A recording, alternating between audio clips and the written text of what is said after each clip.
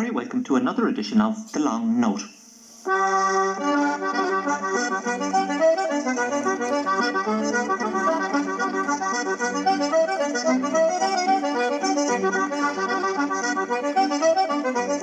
Our programme this week is devoted to the musician who, above all others, personifies the accordion to the great majority of followers of Irish traditional music. His name, of course, is Joe Burke.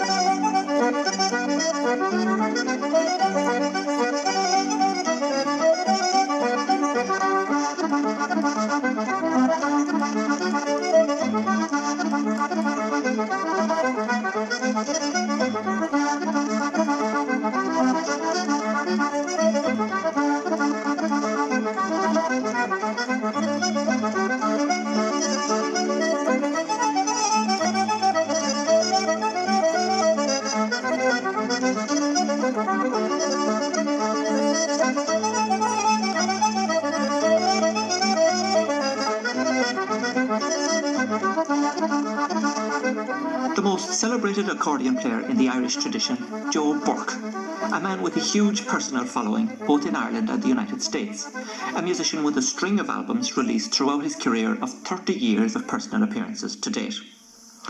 Those reels we've just heard were played on Joe's custom-made French accordion. They're called Dylan's Fancy and Toss the Feathers, and that's a track from Joe's new album on which he's accompanied by Charlie Lennon on the piano. Joe tries to find time in his busy schedule every year to visit Ireland at least for a while during the summer. Last August, in the lull before the All-Ireland hurling final, Joe talked to us in the hospitable house of his friend Sean Henry in Kingston in Galway. I come from Kilnadima, which is a parish just outside the lake of Lochray there. And in your young days, there was a good musical tradition there, was there? There was. There wasn't a lot of musicians in the Kilnadima parish, except for my own family and a few more people that played melodeons. Paddy Scully, he played the melodeon, and Martin Honey played the fiddle. And after that, then there was my own mother and uncle, Pat Burke, and that's mainly the extent of it at that time there. What did your mother play, Joe? She played the melodeon. Yeah, she was good. And Pat Burke? He played the melodeon too. He was great. He had a lot of tunes, and I learned a good few tunes from him. How did you start playing yourself?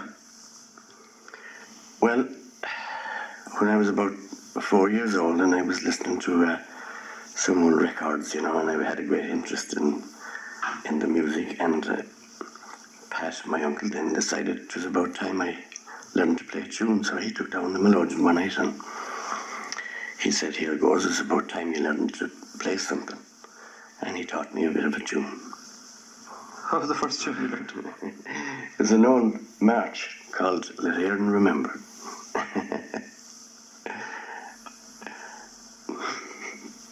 And he showed me the first few notes of it, and I got it fairly quick. And the next evening he came in, I had the second part of it on my own.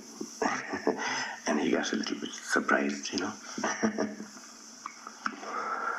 So that was a simple tinky melody that you started off on. Well, it had 2 rows on it, but we only used 1 row at the time. We thought at that time that the second row was a spare, so that if a reed went on the outside row, you could play the inside one, then, that it was a kind of a backup in case of an emergency,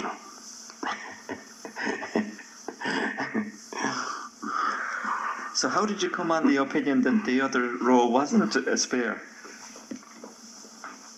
Well, we used to have a haggard out the side of the house, and there was a great competition amongst people that had thrashing machines to do the thrashing. And they used to go around canvassing.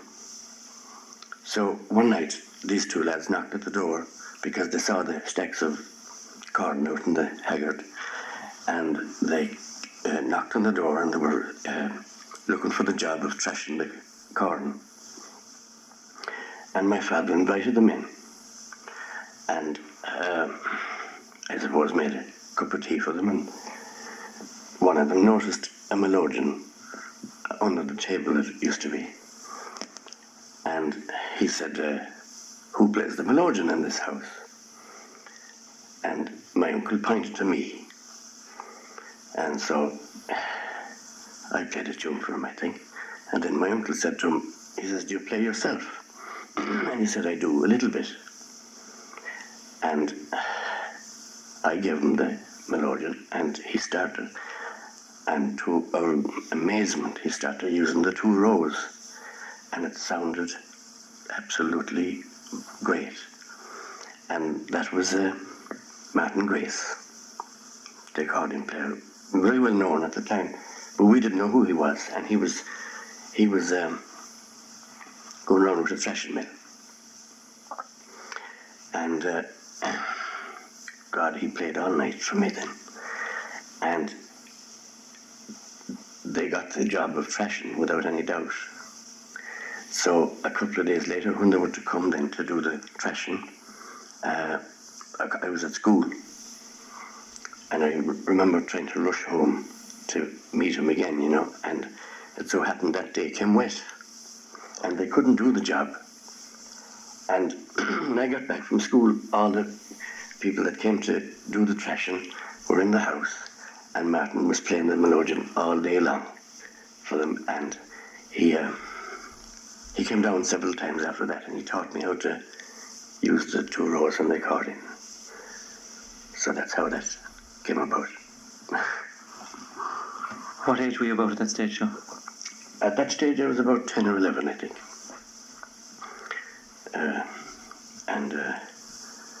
I was very impressed with Martin Grace, and he had great music, you know, and he used to play with the Balnakill band at the time, and he played a lot of tunes suitable for the flutes and fiddles, and that's where the two rows, of course, came in.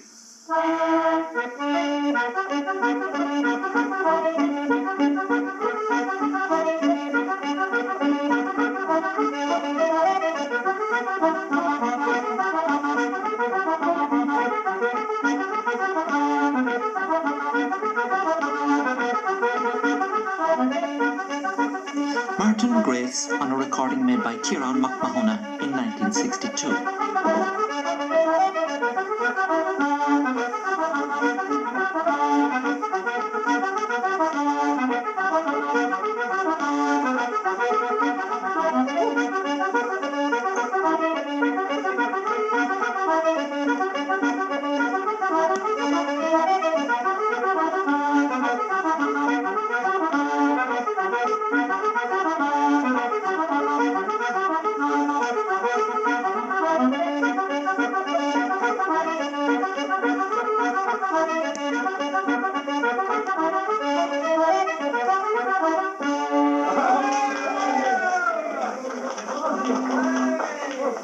Then I used to go to the Downeys of Leitrim Cross, Jack Downey and Mick and Morris, and there were three brothers living together, and Jack's son Padden became a great friend of mine, and we spent a lot of time in that house learning music and tunes.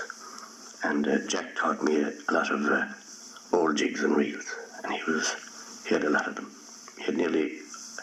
He had nearly all of it, you know, I would say. Of course, Joe Cooley was not too far away, and he was a big influence on the music, sort of in the west part of Galway, you know, or south Galway. And he was, of course, a powerful musician.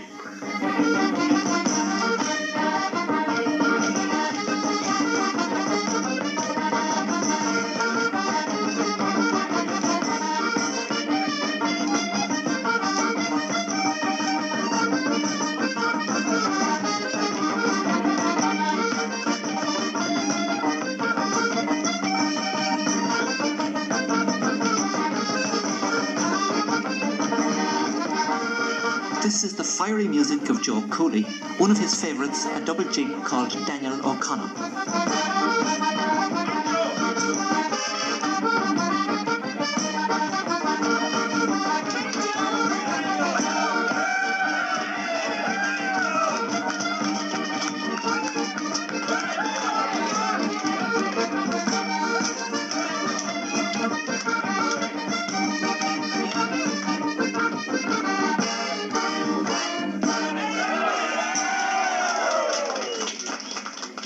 Well, now, when I started going out, we formed a band in Leitrim called the Leitrim Céilí Band.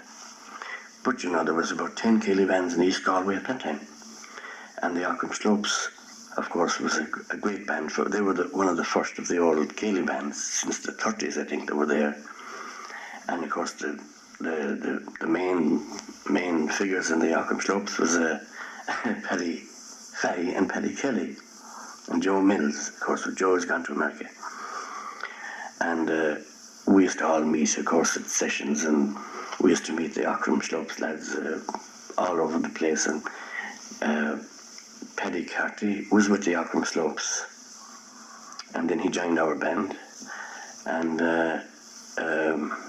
we used to meet in pubs at that time and play music all night. And sometimes we used to go down to Paddy Fahey's house in Killibeg House, and there was a great room there for music. Paddy used to like the acoustics of the room. There's a big piano and it's a big room, and that's where Paddy would play his best music, I think. And we spent a lot of nights down there, and a lot of times, good times. And himself and Paddy Carty used to get together with the fiddle and flute, and that was great music. They used to play great together. There is something special about East Galway music, Joe, isn't there? Oh, there is. There is. It has a lovely kind of an easygoing, relaxed kind of a way about it. And I think the greatest exponents, of course, was Paddy Kelly and Paddy Fahey. And then, of course, the Ballynakill people for the flute music.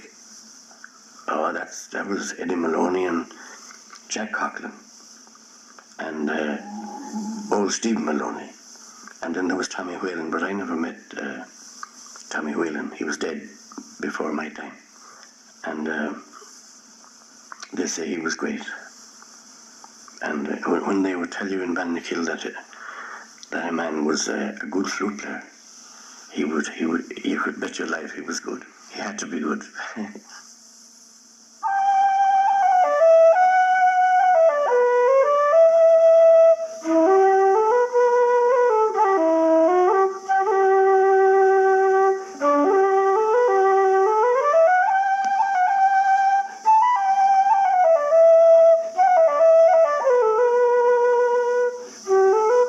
While Joe Burke himself certainly must be rated among the great flute players of East Galway, here he is with a slow air called Cuachin Glá Nefin.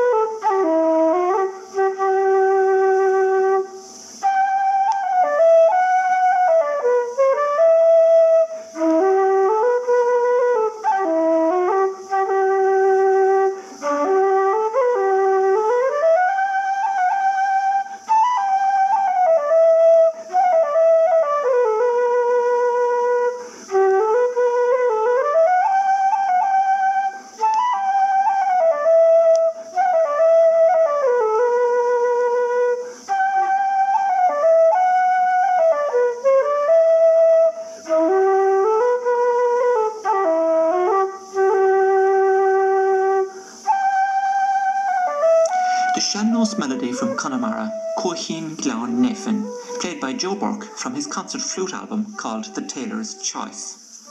Indeed, Joe has a great following in the Coisharga area, dating back to the 1960s and 70s, when he played regularly at music venues in places like Inverin and Carraroe, places where he still returns to a hero's welcome on his visits home.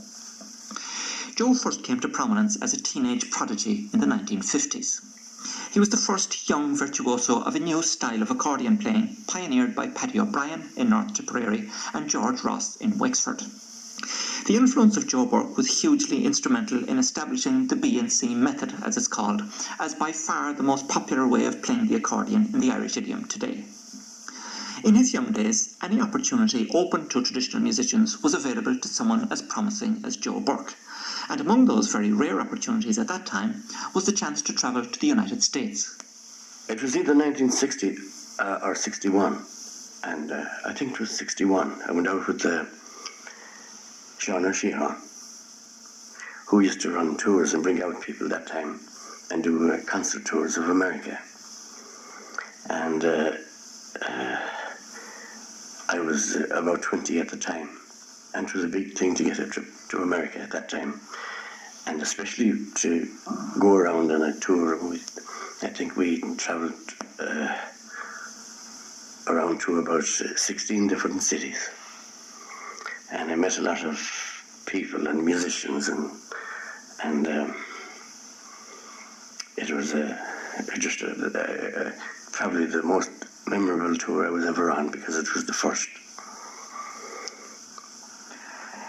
It may be strange to us to realise that the heyday of the Sligo style was still in full spate at that time in 1960. Oh, it was. It was the most dominant style of music in New York, and of traditional music. The Sligo way of playing the tunes and the Sligo fiddle playing the Sligo music had the biggest influence on American young musicians, that learned to play the fiddles and things, because there was a lot of Sligo people in America, a lot of Sligo musicians, like Lad O'Byrne, and Martin Wynne, and Paddy Kilorden and Jim Morrison and Coleman. They had, it was all Sligo music. They had a major influence on the music. And when you went to America first, what players was the Sligo style led by at that time? Andy McGann and Martin Wynne and Lad O'Byrne. I met Andy the first time I went to America, and we started playing together a lot, and we played for years and years and years. And I thought it was great playing with Andy McGann. His music came from, of course, he was taught by Coleman, and his music came from mainly the Sligo tradition of fiddle playing, or the Sligo school of fiddle playing, which was the most prominent in New York or in America. So I got very interested in that, and I met other great fiddle players, Lad O'Byrne and Catherine Brennan and Paddy Kilorden and Patsy Sweeney. A lot of them in New York at that time. Larry Redigan also. So I had a great lot of interesting people to listen to. So I'd say I'm very influenced by their music. Catherine Brennan Grant, to give her full married name, was another of the very few fiddle players fortunate enough to have been taught by the great Michael Coleman. She is perhaps the least known of the Sligo influence players mentioned there by Joe Burke, but she was a very fine player indeed, as we can hear from this private recording of a reel from the classic Michael Coleman repertoire.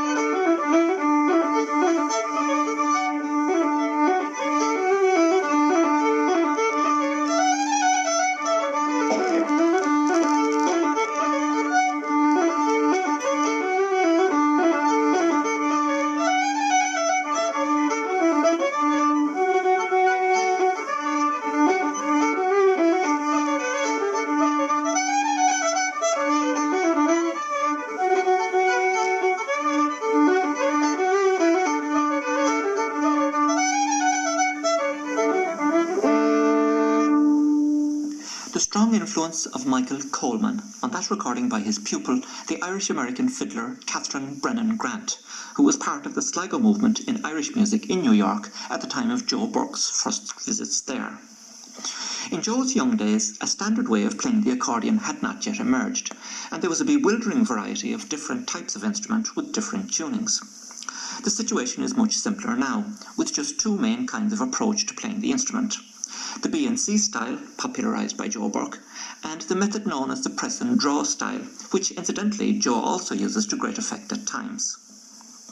On Joe Burke's first visits to America, the older style of melodeon playing, which had had its golden age in the 1920s and 30s, was little more than a memory, though the gramophone records still survived of an earlier generation of players, like the brilliant P.J. Conlon, who came originally from Milltown in County Galway. Here's part of one of his records from 1928, a jig, The Banks of Newfoundland.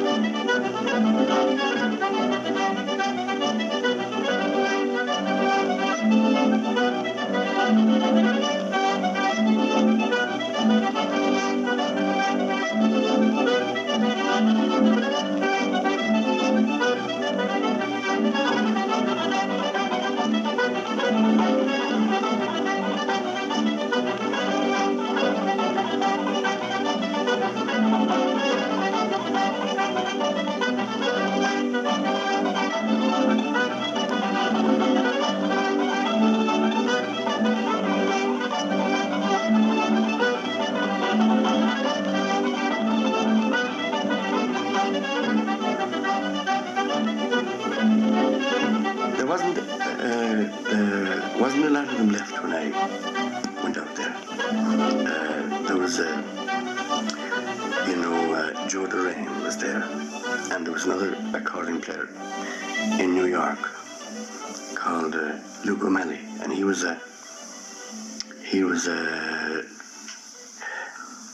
influenced by Joe Durain. He followed Joe Durain's style of playing, but he was a great player. He was very spectacular and great fingers, and he played a lot in the Joe Durain style of playing. I can't think of too many more that of course,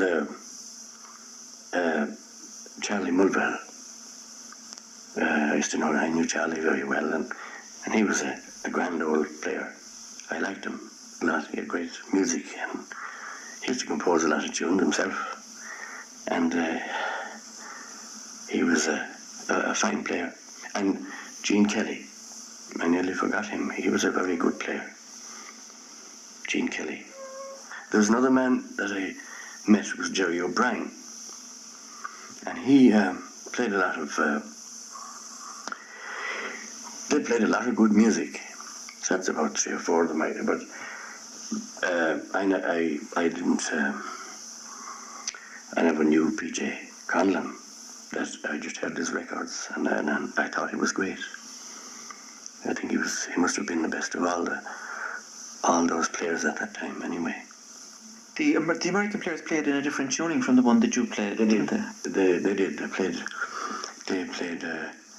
I'll tell you the truth, I don't know what it was, but I know it was very strange to me, and I couldn't. If I had to play on one of their accordions, I might as well be playing a Jordan. Well, while the accordion players in America were busy playing on their churns, the fiddle players back home in East Galway were creating a new idiom of dance music. Involved in that were the fiddle players from the Aughrim Slopes Céilí band, who were also tune composers, Paddy Kelly, and in particular, Paddy Sahi. Paddy sent me out a tape of a few reels that he had just made up one time. And they were beautiful tunes. So I gave the tape to Ed Reevy, and he never had known or even heard of Paddy Fahey, I think, at the time. But he went, he was very impressed with Paddy Fahey and the compositions. And he somehow, I have a feeling that a lot of the tunes he made after hearing Paddy Fahey had some Fahey influence on them. Because they never heard, in America, they never heard a style of playing or music. They never heard music like Fahey's music at all. You know, but when they did hear it, they were very impressed with it and they liked it a lot. And Ed loved Paddy Fahey. He used to talk about him. And they never met, of course.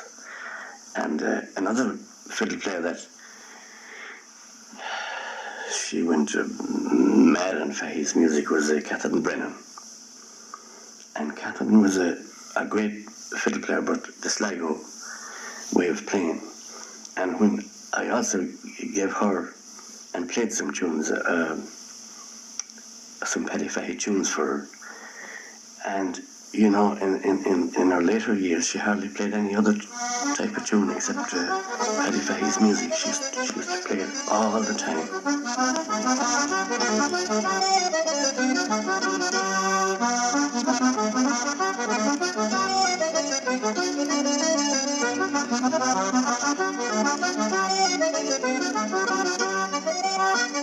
This lovely hornpipe, composed by Paddy Fahey, is another track from Joe Burke's new album.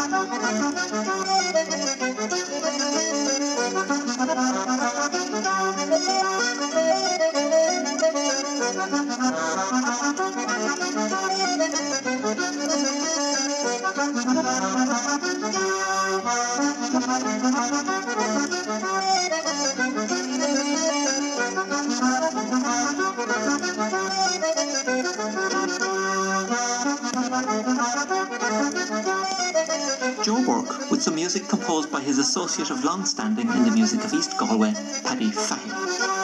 That track, as I mentioned, is from Joe's new album, which is just another chapter in a career which has made him the most recorded accordion player in the Irish tradition.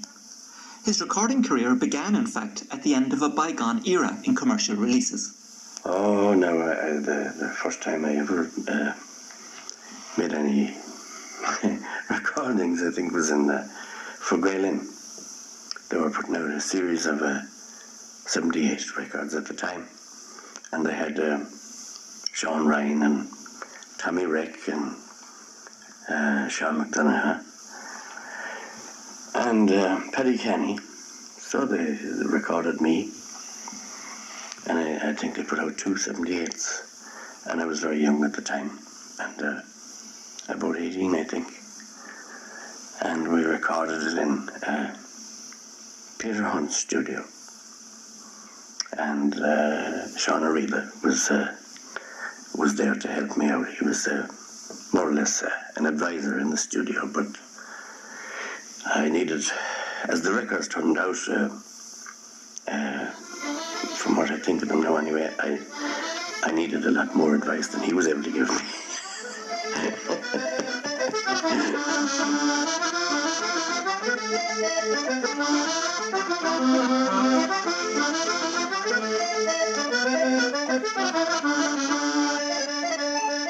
The golden keyboard, played by the youthful Joe Burke on one of the last 78 records ever made of Irish music.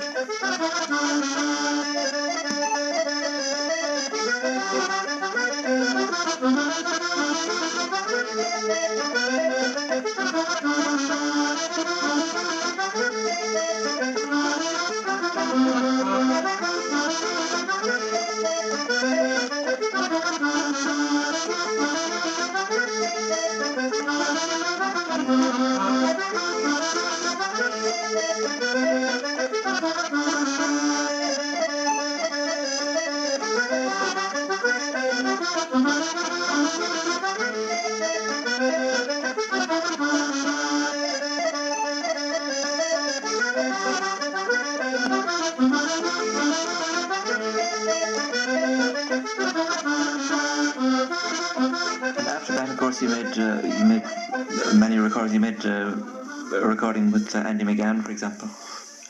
I did. Andy and I made a recording in I think it was 1965, an LP in New York, and we were happy with that. It was a kind of a nice old record, and we had Felix Dolan playing the piano with us, and we recorded it in a Broadway in New York, a very posh studio at the time.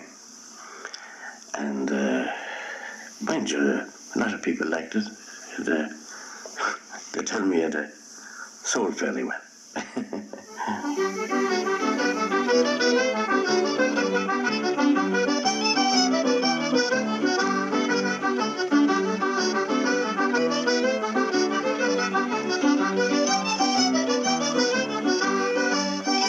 Joe Burke's album with Andy McGann was entitled A Tribute to Michael Coleman, and it included this double jig called The Luck Penny.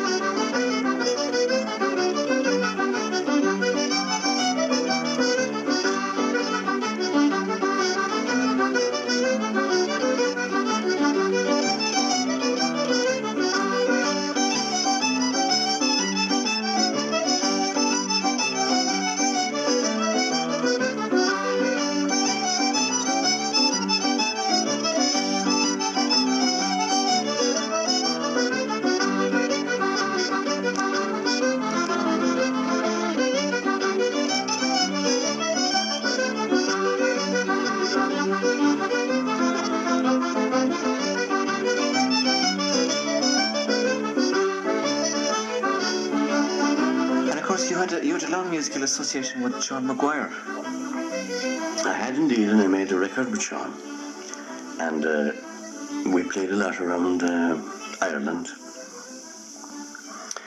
and around Scotland, and we went up to the Shetlands, and we used to have a great time. And we made, I think we must have made, it must be a record. We're talking about records, but I was trying to tell you that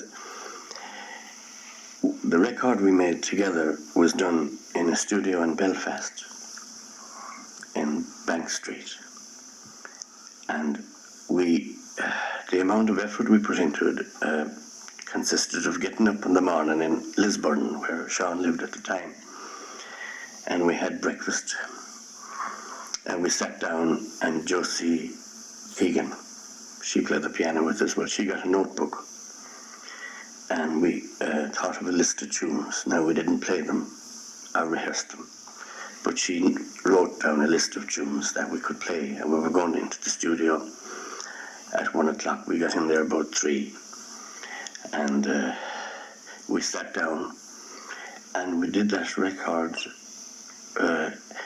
in an hour and a half.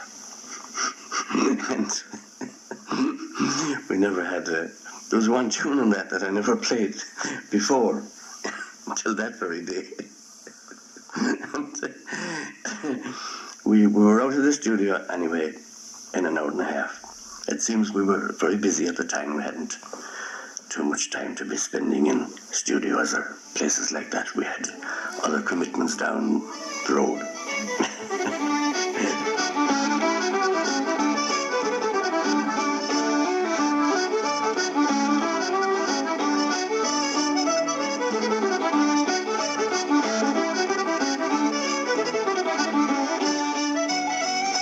Appropriately enough, one of the tracks on that album with Sean Maguire, recorded in 1971, featured this tune called The Galway Hornpipe.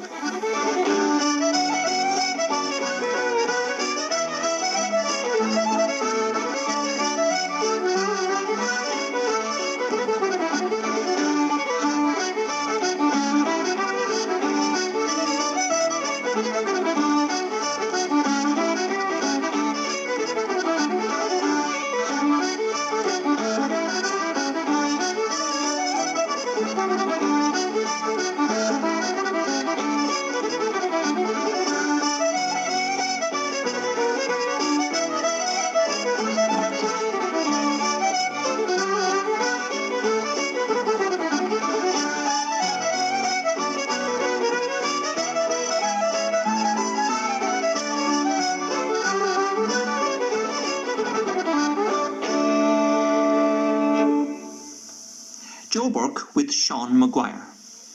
Nowadays, Joe is involved very much in what has emerged as America's premier outlet for Irish traditional music, the establishment called John D. McGurk's in St. Louis in Missouri.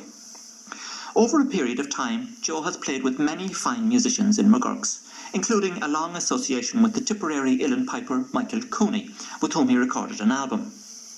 These days, Joe presents his own regular programme on local radio in St. Louis, altogether a big commitment to life in the United States.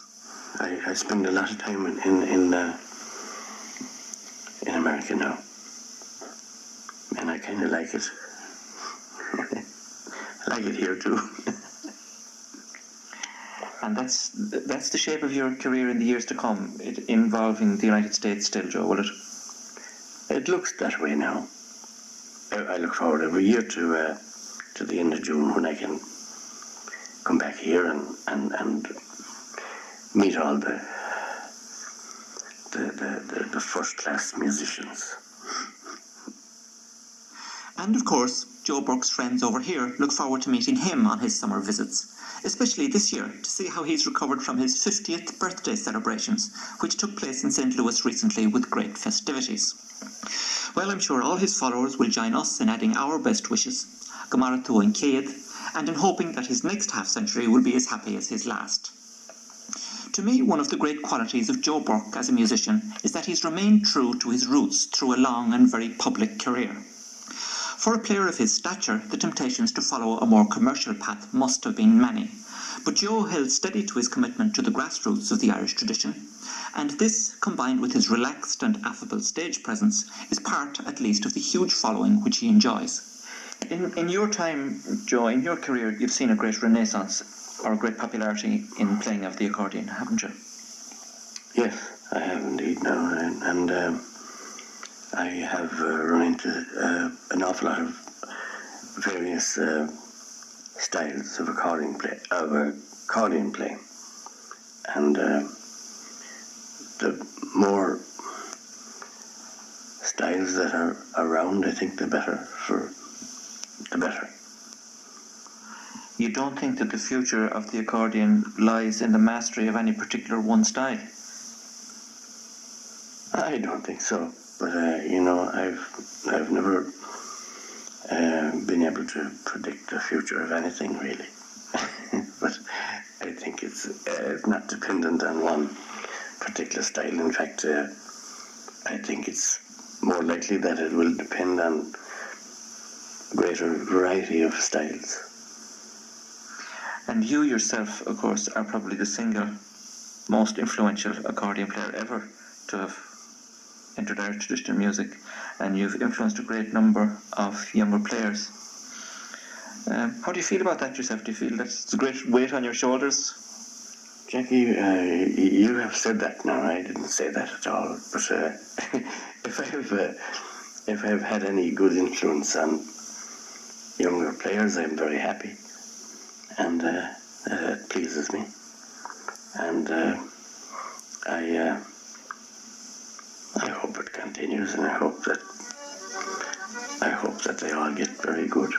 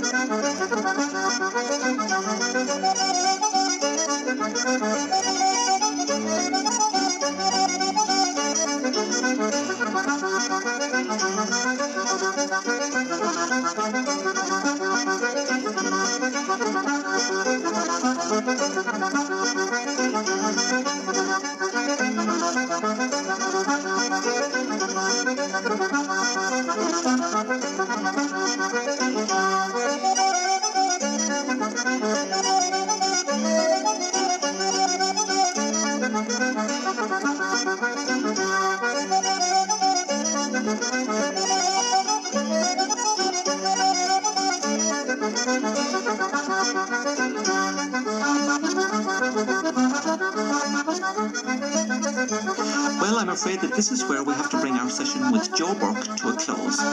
We let Joe play us out with this final track from his new album. So with these reels composed by Paddy Kelly, from the long note till next week, bye-bye.